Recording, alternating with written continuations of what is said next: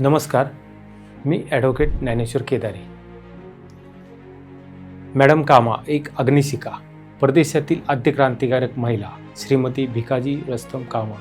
त्यांचा जन्म 24 सप्टेंबर 1861 तर मृत्यू 13 ऑक्टोबर 1936 मध्ये झाला. 7व्या आंतरराष्ट्रीय अधिवेशनात पहिल्यांदा वंदे मातरम नामफलकाचा भारतीय ध्वज फडकवणाऱ्या महिला क्रांतिकारी आहेत. दादाभाई नौरोजी ब्रिटिश पार्लमेंटमध्ये सदस्य असताना त्या सचिव होत्या, परंतु त्यांचे संसदीय कामकाजात त्यांचे मन रमले नाही. त्यांनी फ्रान्स, पॅरिस, लंडन, अमेरिका असे अनेक दौरे केले व फ्रान्सची नागरिकत्व घेतले.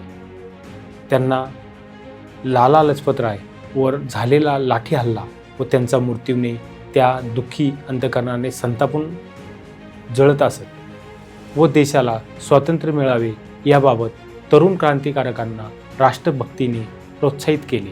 त्यांनी पॅरिस येथे इंडिया हाऊसची स्थापना केली.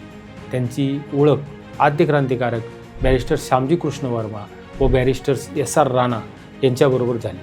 तलवार नावाची साप्ताहिक काढून जगाला सांगितले, ब्रिटिश सरकार आमच्या देशवासियांनी पिळवणूक करत आहे. वीर सावरकरांची मालमत्ता ब्रिटिशांनी जप्त केल्यावर मॅडम कामा यांनी वीर सावरकर यांच्या पत्नी माई यांना आर्थिक मदत म्हणून काही रक्कम अदा केली होती. अधिवेशनात त्यांनी ध्वज तयार केला व त्या ध्वजावर 3 आडवे पट्टे, पहिला हिरवा मुसलमानांना पवित्र वाटणारा, त्यावेळी 8 प्रांत होते त्यामुळे 8 तारे असे, आणि मधला पट्टा सिखांना व बुद्धांना पवित्र वाटणारा, त्यावर वंदे मातरम लिहिलेले, आणि तिसरा पट्टा हिंदूंचा भगवा तांबडा व डाव्या बाजूस सूर्य तर उजव्या बाजूस चंद्र असा होता. तो झेंडा फडकवताना त्या म्हणाल्या, हा भारतीय स्वातंत्र्याचा झेंडा आहे. तरुण भारतीय हुतात्म्यांच्या रक्तामुळे झेंड्याला पावित्र्य प्राप्त झाले आहे. सर्वांनी उभे राहून ध्वजाला नमस्कार केला. मॅडम कामा स्वातंत्र्याचे स्वप्न अपूर्ण राहिले. स्वातंत्र्य अगोदरच त्यांना वीरमरण आले.